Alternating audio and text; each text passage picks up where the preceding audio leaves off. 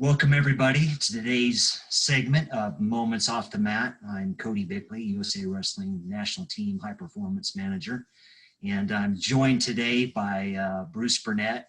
And first off, Bruce, thanks for jumping on the call with us today. Always my pleasure to see you.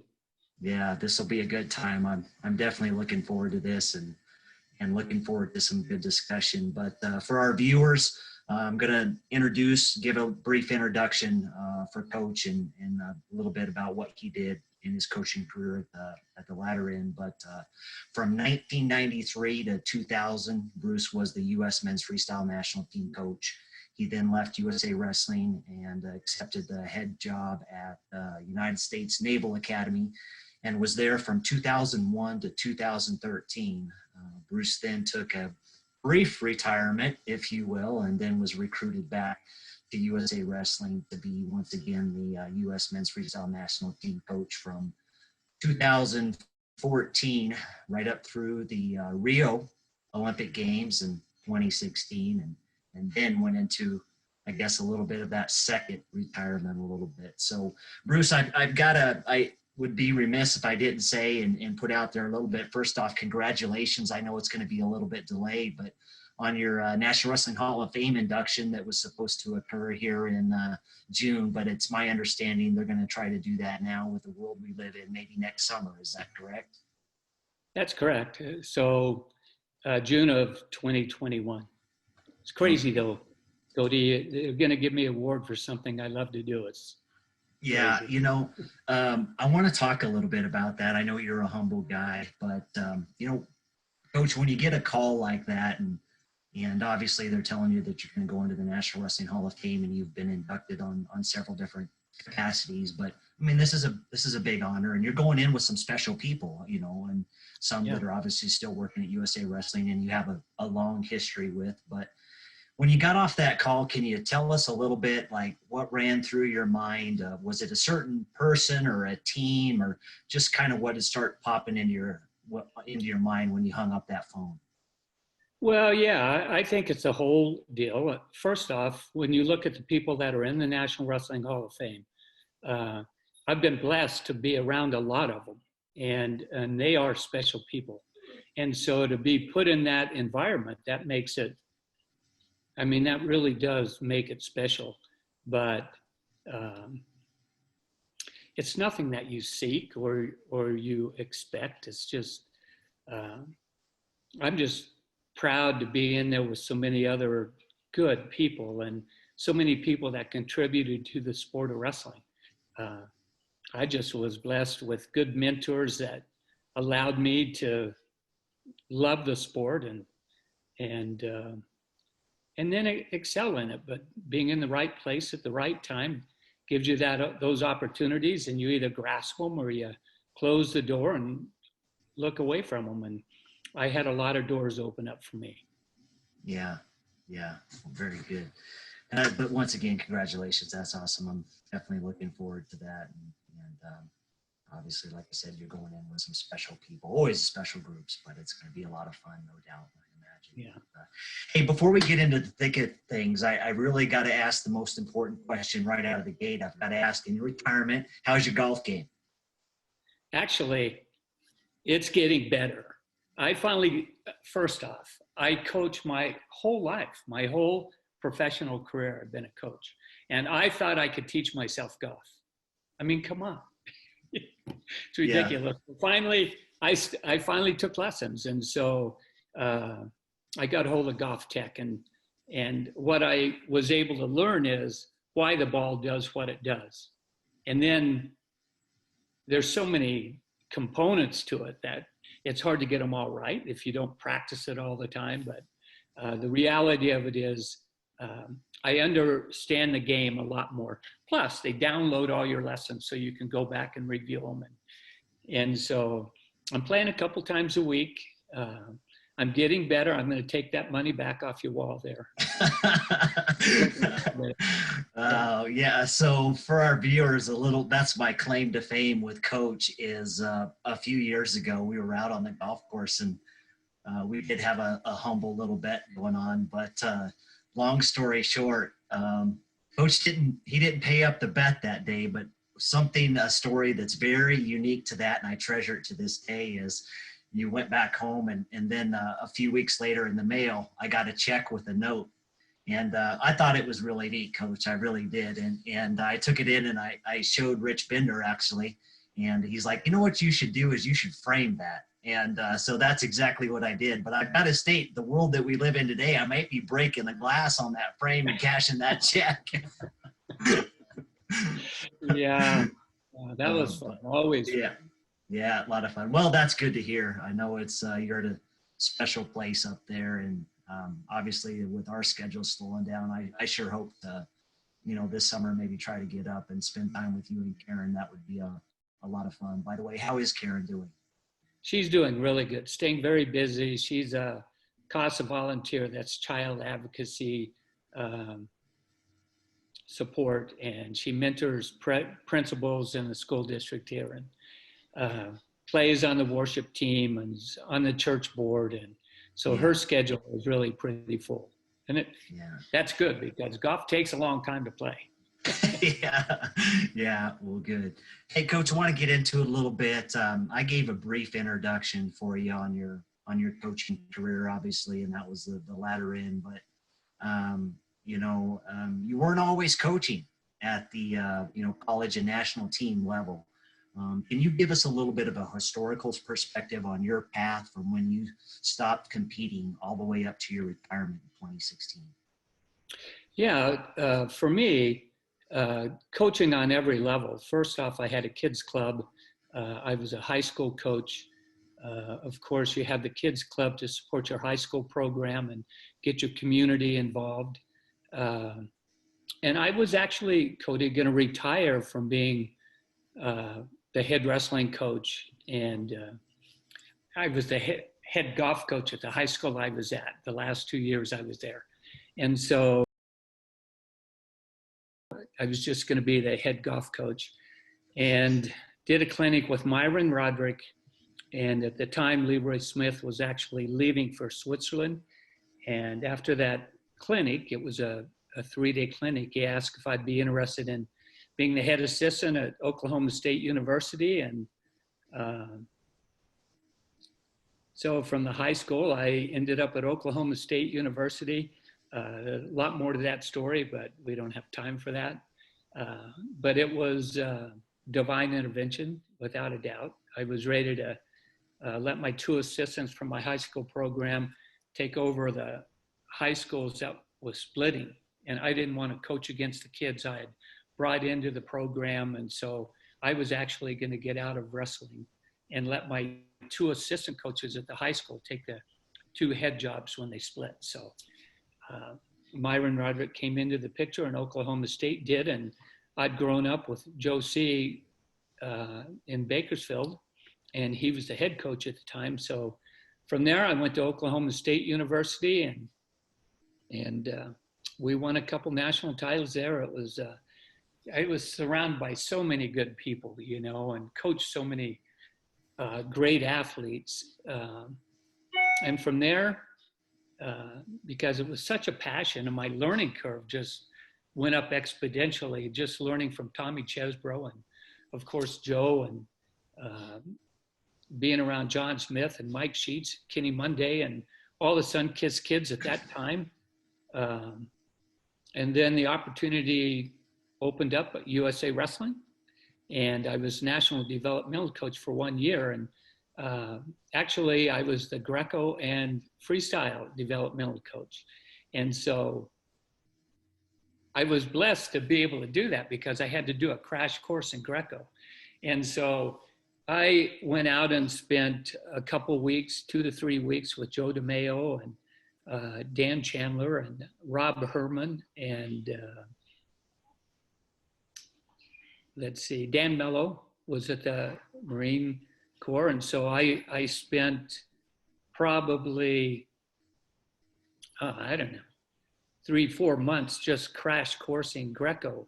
The freestyle, I had been brought up in, and so I had a pretty good handle on technique and tactics and strategies, but it really was crash course in Greco that first year with USA Wrestling. And because of that, I was actually on the Greco staff in 1992 when Tom Minkle was the head coach. And so Greco and freestyle with USA Wrestling.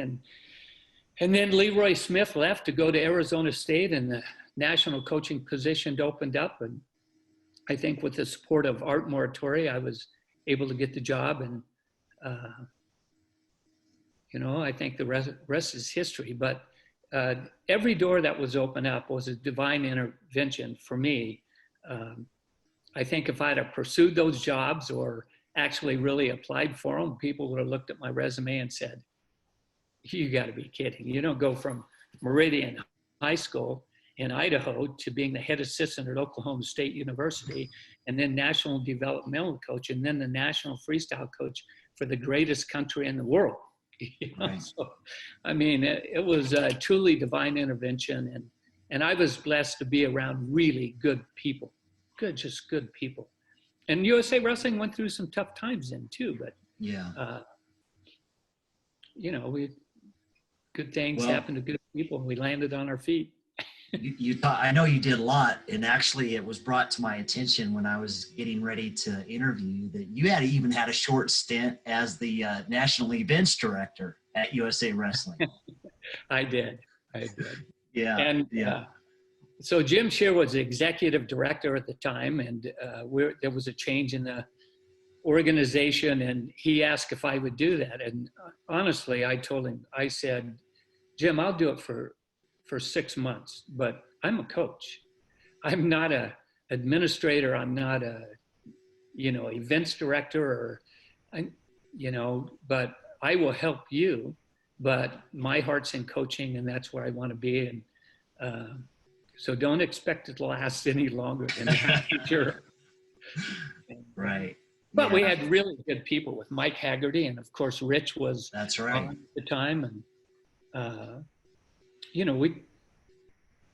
the staff at that time really helped the organization push forward. And Dave Miller had done such a good job in growing the organization. So the groundwork had been laid for the future. And it was, they were tough times, but good things come out of it when you persevere and you love what you're doing. Right.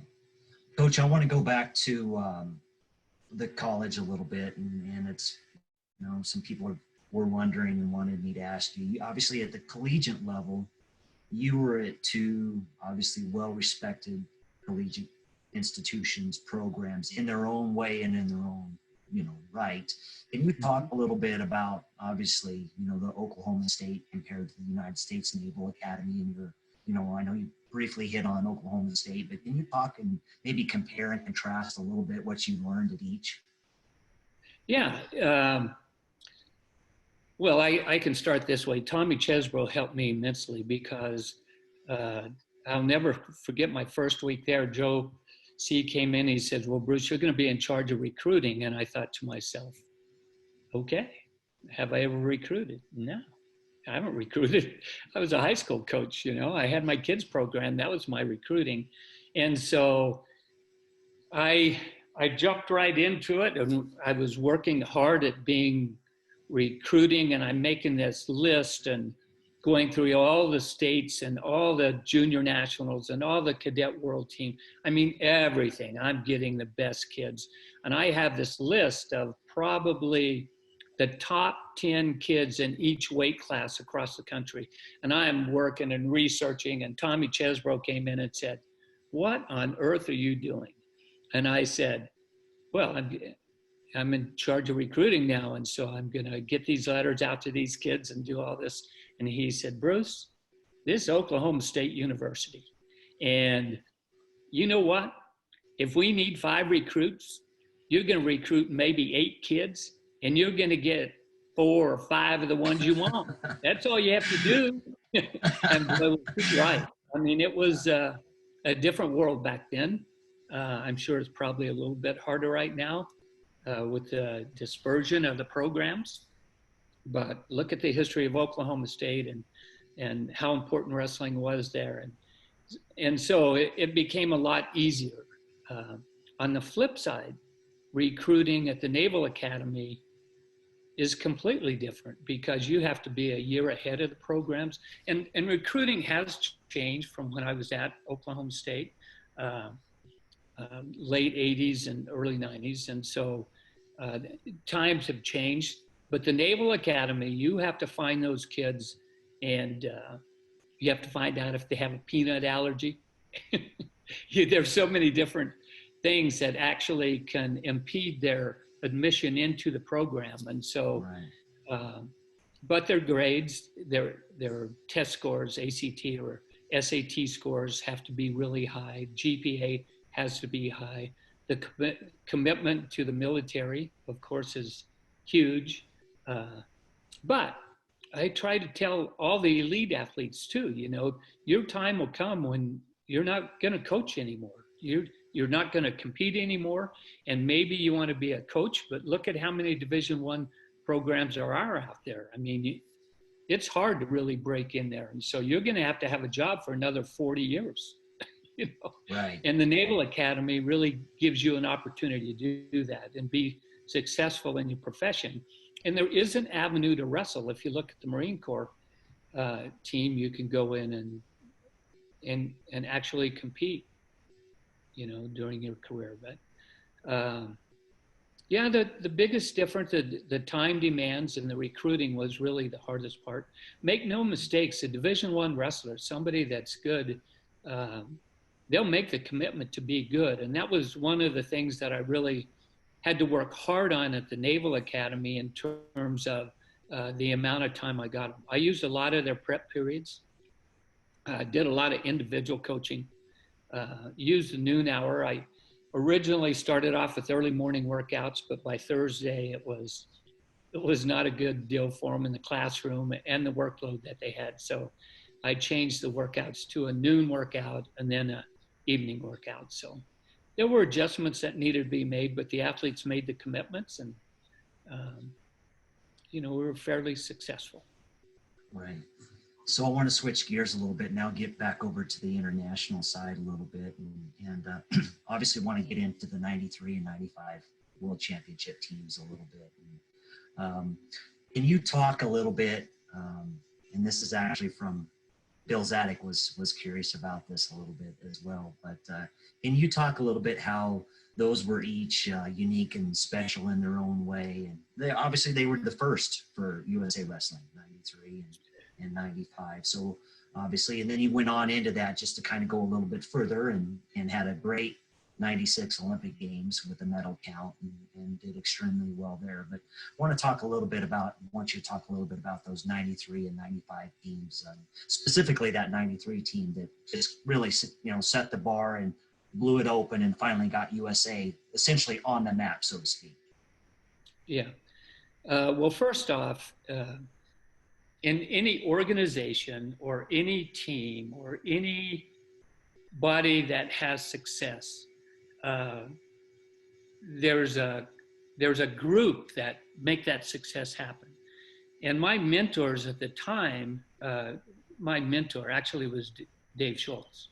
And so Dave really helped me understand older elite athletes, because I had coached high school and then I coached at Oklahoma State, where we had elite athletes, but you wrestle 45 times a year. I mean, you're wrestling every week, you're making weight every week, and the international scene is not like that. And so in my brain, I thought, we're going to outwork everybody.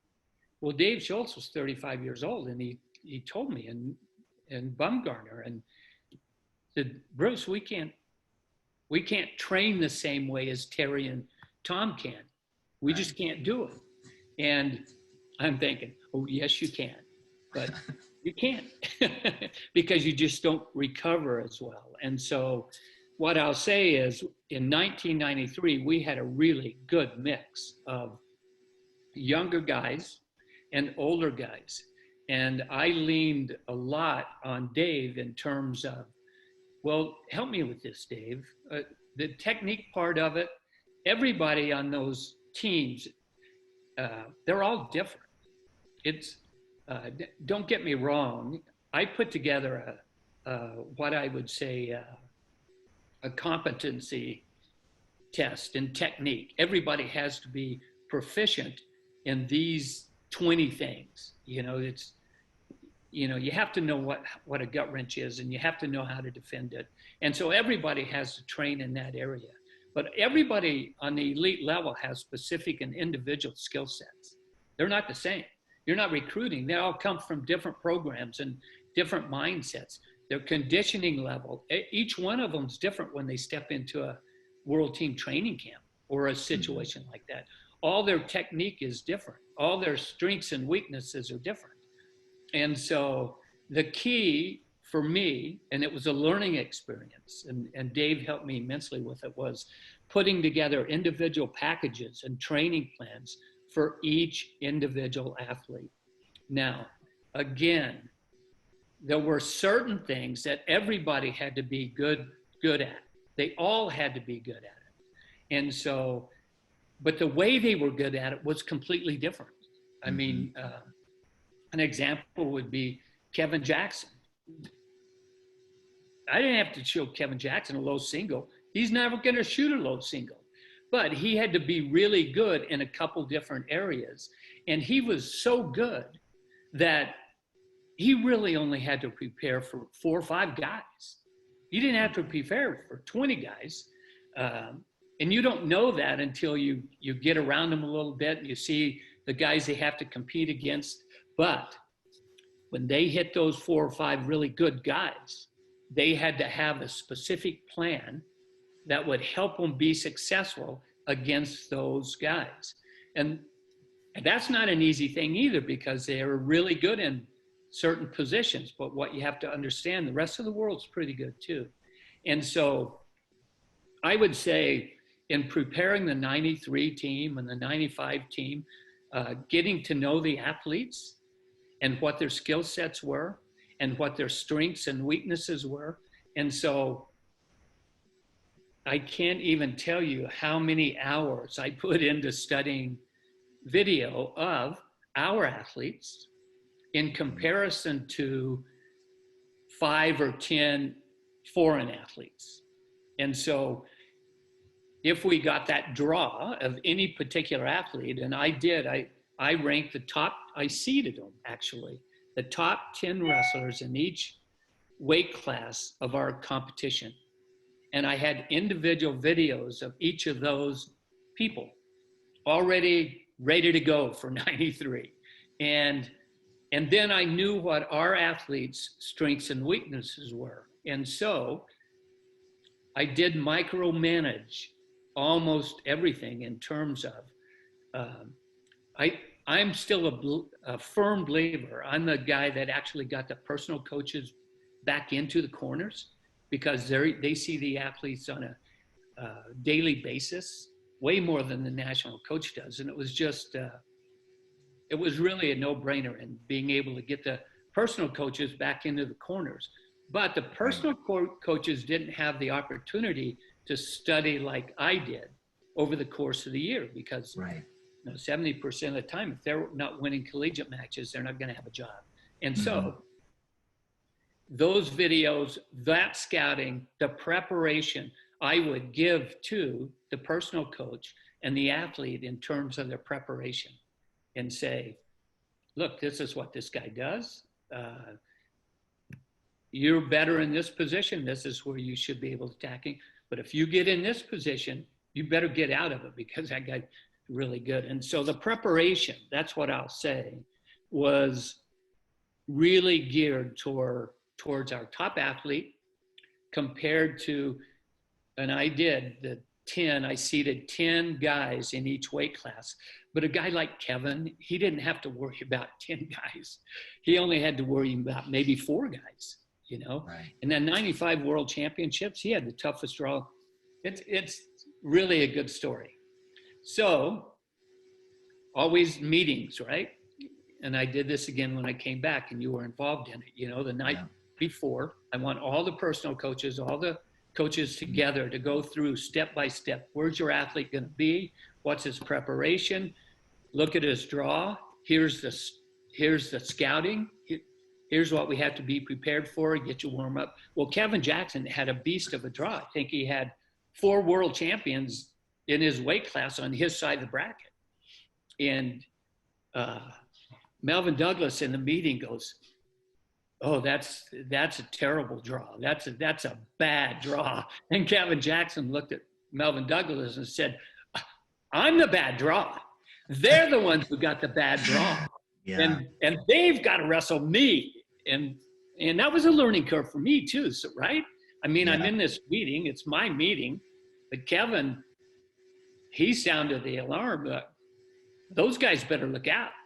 Right. Because me. So true. And, he says that to this day to kids. He says that to this day. Yeah. And he was a beast. So he won like 4 one-point matches, and the other one was a criteria match, and he's world champion. I mean, he's a beast. Right.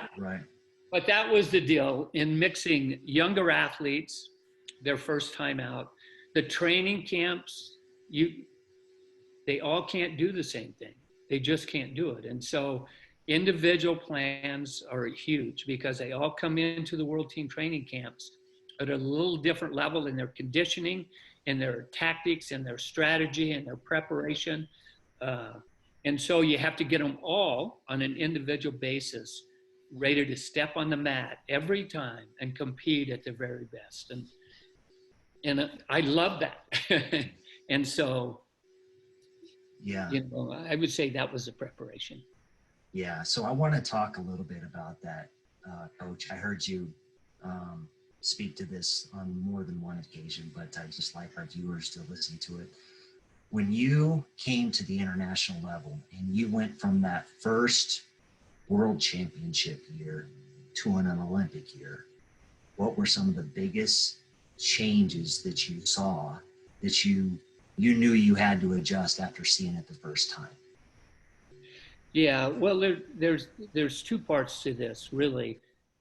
When I first started coaching on the international level and became the national coach, I thought the world championships were actually harder. You have more athletes. Mm-hmm. Now there's seeding. There's a few things. Back then it was you could have the very best guy your first match. And somewhat so today, but so that part of it became very important in terms of being prepared when you first step out on the mat. The very, very first match, when in your preparation. The second part of it is, I lost my train of thought there. Just that Olympic year. Oh yeah. So just make no mistakes. Yeah. First off, the rest of the world prepares for the Olympic Games the whole 4-year cycle. Right. They're prepping their athletes early on, and every year is another step to the Olympic Games. And I did not understand that. Right. Because our system didn't really allow that. That's first, right? Mm-hmm. Because we don't get to pick our athletes anyway. You're gonna play the hand you're dealt. And whoever wins the trials, that guy has to be ready to compete. And so that's why the national team concept was so important to have. We actually had 6 guys ranked, and in that preparation for an Olympic cycle was different. And so that was a learning curve for me.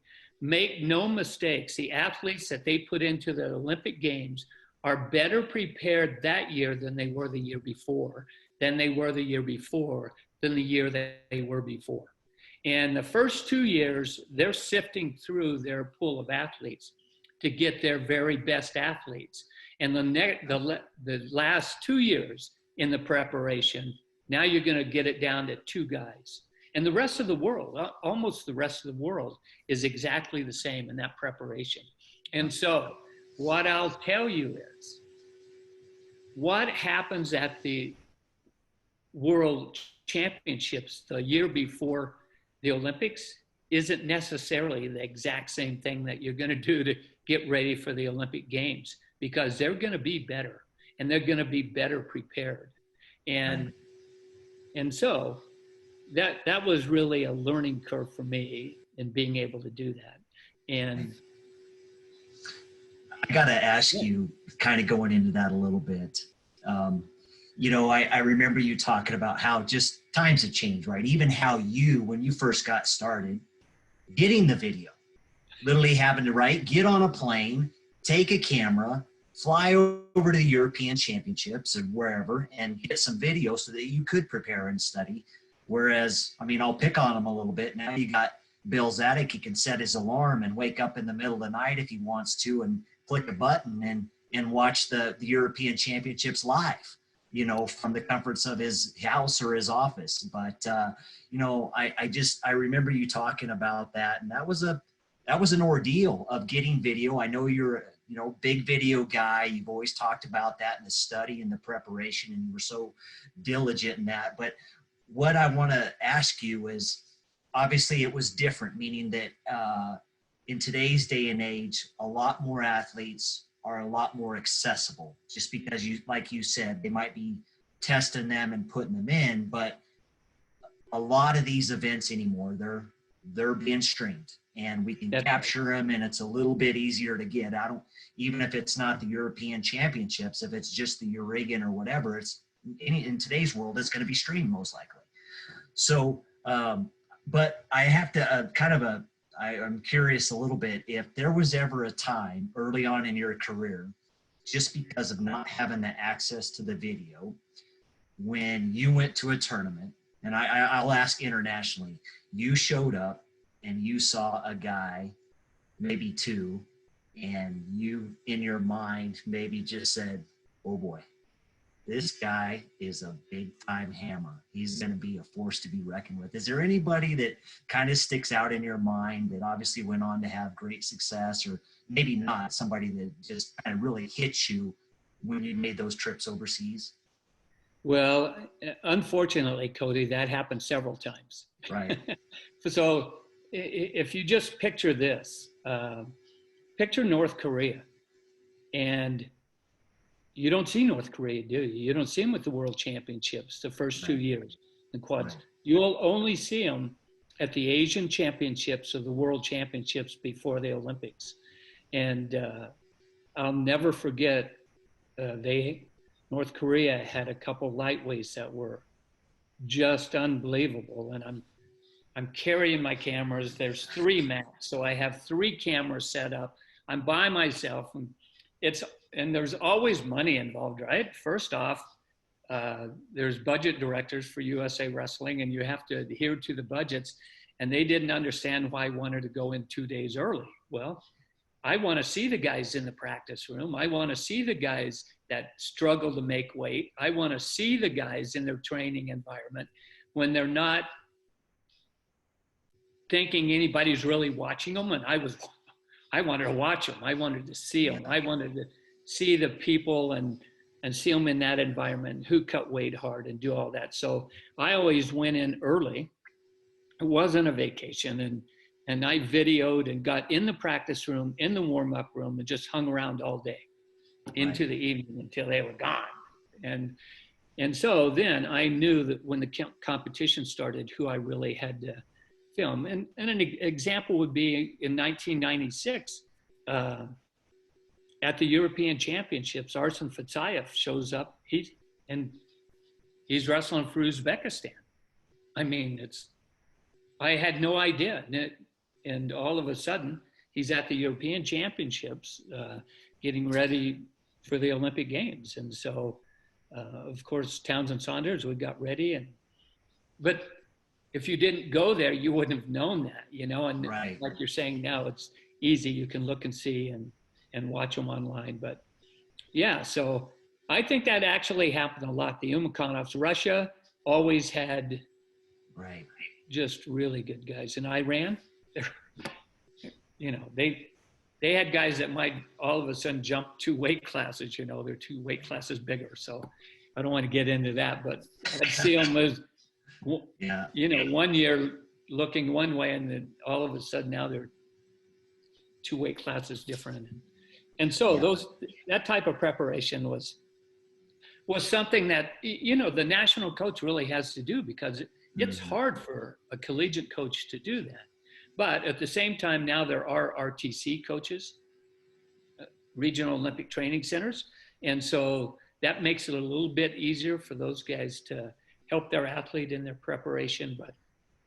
But you know, they've got focus on the collegiate athletes too. But the preparation and carrying the cameras and doing that. The Russians called me a spy, so because I was always Oh, that's good. That's good stuff. I remember you telling that. Hey, I want to talk a little bit too about that. That's how did you learn to balance that, Coach? And what I'm talking about, you alluded to getting the personal coaches in the corner, and I want to take it even a little bit step further on the athlete side. As a national coach, you're responsible for a lot of athletes, you know, and then obviously once the team's set, as we all know, it's hone in and get ready to go. But during your years as a national coach, you're dealing with a lot of different athletes, personalities.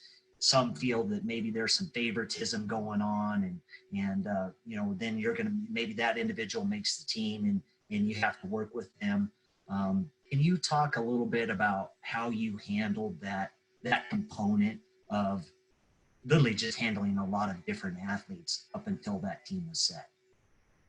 Yeah, and so for me, Cody, that was really easy, because I'll give you an example of maybe we have a lot of our elite athletes are coaches in college, and I would go to like the Vegas tournament because I had 8 national team members that were going to be there coaching their collegiate teams. But I made myself available anytime during the day to work with those athletes. And the athletes that are out there right now, most of them are head coaches in college now. They'll be able to tell you that, yeah, he made time to work on this. I wanted help with a leg lace. I wanted help with this. I just wanted to go over. And so my goal was always to make everybody better. Everybody. And so if you have national team athletes that are being paid, it was important for them to get out to see me and me to get out and see them. And so the top 3 guys in each weight class. But I had 6 guys always on the radar, always, because you have a collegiate guy that breaks in, somebody you don't know who's actually going to be the guy. And so I always tried to have 3 game plans prepared leading up to the World Championships or Olympic Games. And even when I came back in 2014, because, you know, I was hired in April and the World Championships were, you know, the World Team Trials were in June and the championships were in September. I didn't know the athletes at all. Now, I knew most all their personal coaches because they came through the system when I was the national coach. And so I was able to get with them and work with them. But the first thing I did was ask Bill and Brandon Slay, who were on the national program, to predict who the Olympians were going to be. Give me the top 3 guys in each weight class that you think are going to be the guys. Because I only had, 2015 to prepare for 2016. And so that's a lot of video to get caught up on to go back to, say, in preparation of who they have to compete against and what their skill sets are. And so I had a lot of video to catch up on in a year. Mm-hmm. And so I leaned on Bill and Brandon to help me with that. And then, of course, through the training camps and the tournaments and watching and going to the events with national team guys, I formulated my own opinions on who would be the guy in 2016. Because 2014, I was just there. 2015, that's a little more preparation. But I always start at 2016 and come back. Mm-hmm. Who's going to be the guy to win an Olympic medal? I mean, that's what the dreams are made of. World championship medals are awesome, but dreams are made in the Olympic Games. And so I always start at 16 and move backwards. And so my preparation, it was really a crash course. And I had 2015 to get prepared for 2016. And so I know athletes probably feel that, but some athletes I am sure are not real happy with me because I would say, you're wasting your time. If you don't come to camp, you're wasting my time.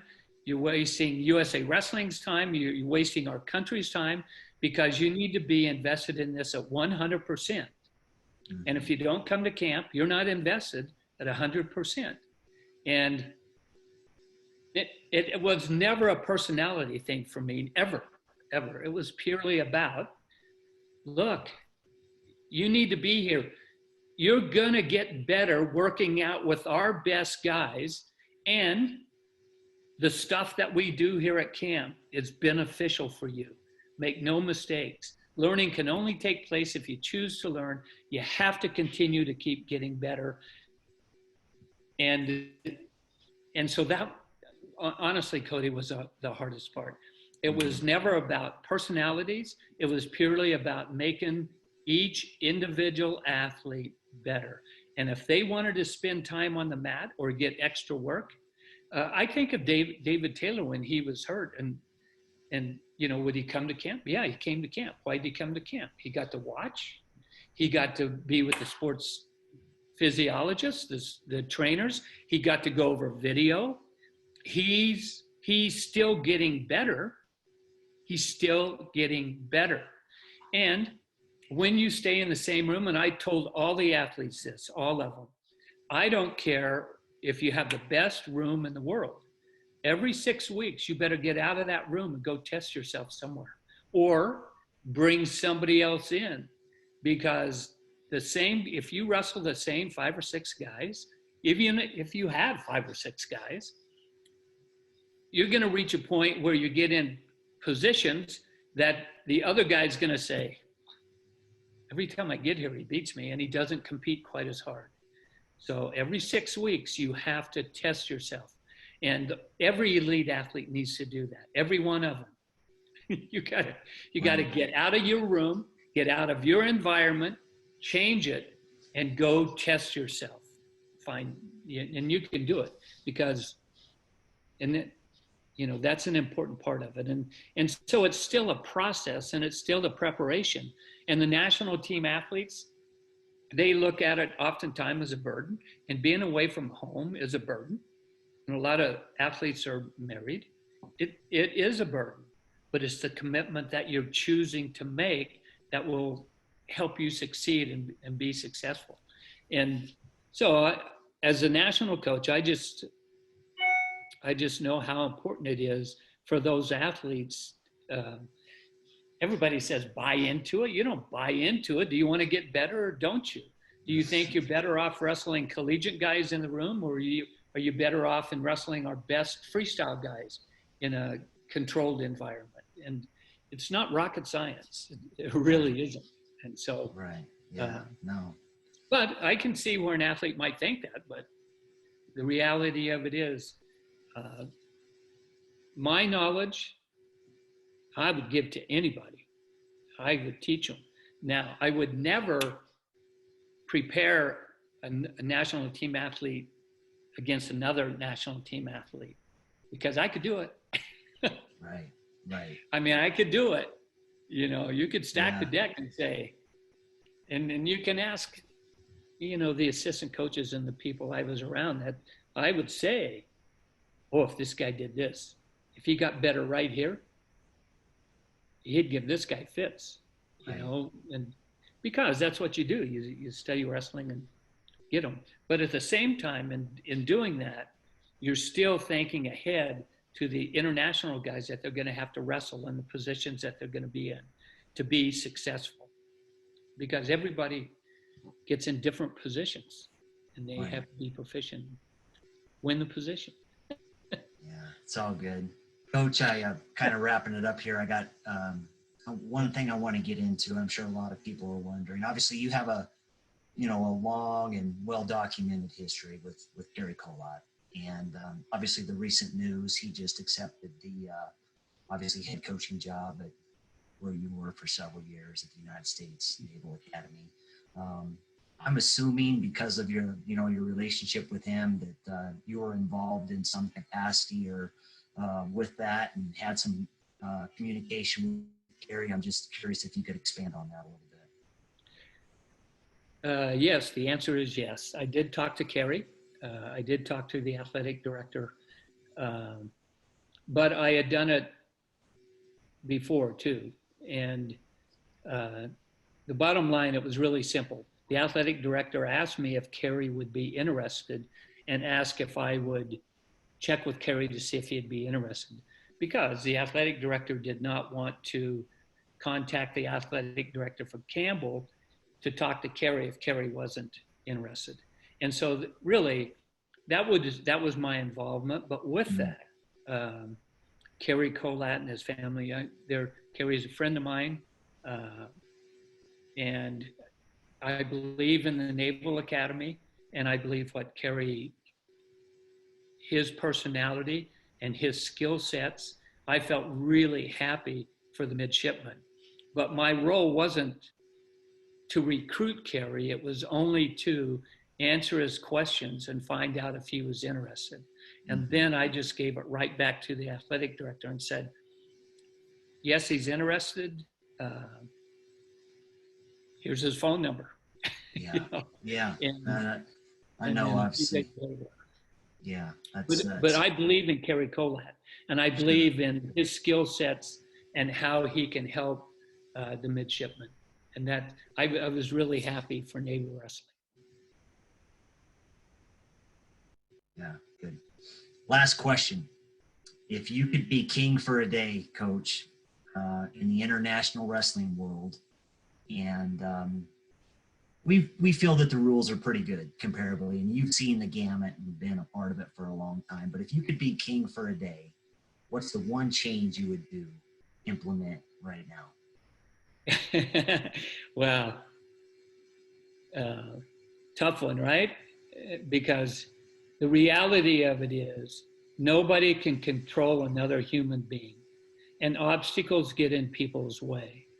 But some people are corrupt, and that's a hard part. And so I just wish every official was consistent in what they did and was not tempted to tip a scale one way or the other. So if I was king for a day, I would say I just want every athlete to be on even ground every time they step onto the mat. And whether they're from Mongolia or Russia or Uzbekistan, or it makes no difference, USA, I just want an even playing field for the athletes, and they know how things are going to be called. And so you have consistency in the calls, and you have a system that should make it so with 3 officials and a judge. And so for me, I would say that's it. Okay. I would just want an even playing field on the mat for the athletes. Sure. Well, Coach, we're coming to the end here, and I could sit, like I said, and talk with you all afternoon. It was good catching up with you a little bit during this time, and wish you and Karen the best. And I guess I just leave it. Do you have any last words for anybody out there? Well, yes, my heart goes out to the athletes in their preparation, but just remember, you have more time to prepare, to get better. You may be isolated, but there's ways to get better in your isolation. Don't stop learning. Continue to get better. Chase your dreams to the very end and wake up every day with a goal in mind in terms of what can I do today to make myself better for tomorrow.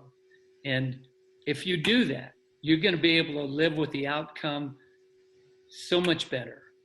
And we have so many good athletes. I just want them to continue to get better. Don't take this pandemic as, it is what it is, and deal with it, learn from it, but still work on getting better, whether it's at home or on the video. Stay safe, stay strong, right? That's right, Coach. Well, yeah. we thank you for joining us today, and thank all of our listeners out there for jumping on. And we really enjoyed today's segment of Moments Off the Mat. Coach, we'll see you down the road. Thanks for joining us. Okay. Peace, brother.